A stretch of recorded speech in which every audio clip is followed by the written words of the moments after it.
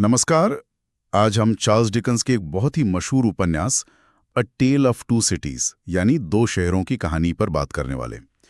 ये नोवेल फ्रांसीसी क्रांति के उथल-पुथल वाले दौर में सेट है। हमारे पास इसकी पूरी कहानी है और हम कोशिश करेंगे कि इसके जो मेन पॉइंट्स हैं, जो गहरे मतलब है, उन पर बात करें, मतलब कहानी के सार को समझें। जी हाँ, और ये कहानी लंदन और पेरिस इन दो शहरों के बिल्कुल अलग माहौल को दिखाती है। एक तरफ शांति सी है, दूसरी तरफ क्रांति, हंगामा, और शुरुआत तो है ही जबरदस्त। वो लाइनें, ये सबसे अच्छा समय था, ये सबसे बुरा समय था। बिल्कुल, ये लाइनें एकदम उस दौर के कॉन्ट्रास्ट को पकड़ लेती है। सही। तो पहली किताब है रिकॉल टू लाइफ यानी जीवन की वापसी, साल 1775। कहानी हमें मिलाती है बैंकर जार्विस लॉरी और लूसी मैनेट से। हाँ, और उन्हें पता चलता है कि लूसी के पिता डॉक्टर अलेक्जेंडर मैनेट, जिन्हें सब मरा हुआ मान चुके थे, वो असल में जिंदा हैं। सोचिए, 18 साल बेस्टिल जेल में कैद रहने के बाद रिहा हुए हैं। जी, और उन्हें पेरिस में डेफार्ज दंपति की वाइन शॉप के ऊपर एक कमरे में रखा गया है। वही डेफार्ज जो आगे चलकर क्रांति में अहम होंगे। डॉक्टर मैनेट की हालत बहुत खराब है, मतलब मानसिक रूप से वो टूट चुके हैं। तो यहाँ पुनर्जीवन का थीम आता है। बिल्कुल। लूसी उन्हें इंग्लैंड ले आती है और उसकी देखभाल से धीरे धीरे उनमें सुधार आता है। वो वापस जिंदगी की तरफ लौटते हैं। ये हुई पहली किताब। फिर आती है दूसरी, द गोल्डन थ्रेड यानी सुनहरा धागा। हाँ, कई साल बीत चुके हैं। लूसी, जिसे सुनहरा धागा कहा गया है, शायद इसलिए कि वो सबको जोड़े रखती है, उसकी मुलाकात होती है चार्ल्स डार्ने से। चार्ल्स डार्ने, एक फ्रांसीसी रईस, लेकिन उसने अपना खानदानी नाम एवरेमॉन्ड छोड़ दिया है। क्यों? क्योंकि एवरेमॉन्ड परिवार का नाम जुल्म और क्रूरता से जुड़ा था। डार्ने उस सबसे अलग होना चाहता है, और यहीं पर डार्ने पर इंग्लैंड में एक झूठा मुकदमा भी चलता है, देशद्रोह का। अच्छा। और यही एंट्री होती है सिडनी कार्टन की, एक वकील, हाँ, काबिल वकील, लेकिन थोड़ा खोया हुआ सा। और खास बात ये कि उसकी शक्ल हूबहू डार्ने से मिलती है। ओह अच्छा। बिल्कुल एक जैसे। जी।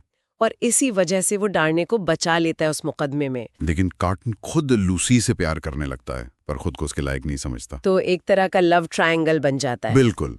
खैर, डार्ने और लूसी की शादी हो जाती है, लेकिन शादी वाले दिन ही डार्ने डॉक्टर मैनेट को अपना राज बताता है। क्या? कि वो उसी एवरेमॉन्ड परिवार से है? हाँ, वही एवरेमॉन्ड परिवार जिसने डॉक्टर मैनेट को सालों तक जेल में रखा था। जाहिर है डॉक्टर के लिए ये एक शौक होता है। ये तो बहुत बड़ा ट्विस्ट है। और उधर फ्रांस में क्या चल रहा है? उधर फ्रांस में माहौल गर्म हो रहा है, क्रांति की आहट है। डार्ने के जो चाचा थे मार्किस एवरेमॉन्ड, उनका कत्ल हो जाता है। वो तो बहुत क्रूर दिखाया गया है नॉवेल में। जी हाँ। फिर बेस्टिल पर हमला होता है, क्रांति शुरू, और मैडम डिफार्ज, वो अपनी बुनाई में क्रांति के दुश्मनों के नाम शामिल करती जाती हैं। एक लिस्ट बना रही है वो बुनाई तो डर पैदा करती है, ठंडा कैलकुलेटेड बदला। सही कहा। अब आती है तीसरी किताब, the track of a storm, तूफान का रास्ता। डार्ने वापस पेरिस चाहता है। क्यों? खतरे के बीच। अपने एक पुराने वफादार नौकर की मदद करने। लेकिन पेरिस पहुंचते ही उसे गिरफ्तार कर लिया जाता है, क्योंकि वो एक अभिजात है, एक एरिस्टोक्रेट। ओहो, फिर लूसी और डॉक्टर मैनेट भी पेरिस पहुंचते हैं उसे बचाने। जी, और डॉक्टर मैनेट का जो रुतबा है बेस्टिल के पुराने कैदी होने का, उससे शुरू में मदद मिलती है। डार्ने रिहा भी हो जाता है एक बार। लेकिन ये राहत ज्यादा देर टिकती नहीं है ना? बिल्कुल नहीं। डिफार्ज दंपत्ति फिर सामने आते हैं, मैडम डिफार्ज खास तौर पर। वो डॉक्टर मैनेट की ही लिखी एक पुरानी चिट्ठी पेश करते हैं। जेल में लिखी चिट्ठी? हाँ, जो उन्होंने बेस्टिल में लिखी थी, जिसमें एवरेमॉन्ड परिवार के गुनाहों का जिक्र था। और उसी चिट्ठी के आधार पर डार्ने को दोबारा गिरफ्तार कर लिया जाता है। और इस बार सजाए मौत, गिलोटीन से। तब कोई उम्मीद नहीं बची। यहीं सिडनी कार्टन कहानी में वापस आता है। वो जो अपनी जिंदगी को बेकार समझता था। हाँ, कार्टन? वो फैसला करता है कि अपनी जिंदगी को एक मतलब देगा।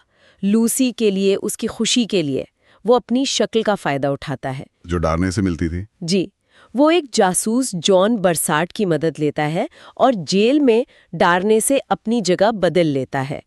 डार्ने को बेहोश करके बाहर भिजवा देता है लूसी और उसके परिवार के साथ। और खुद डार्ने बनकर गिलोटीन पर चढ़ जाता है, बहुत शांति से।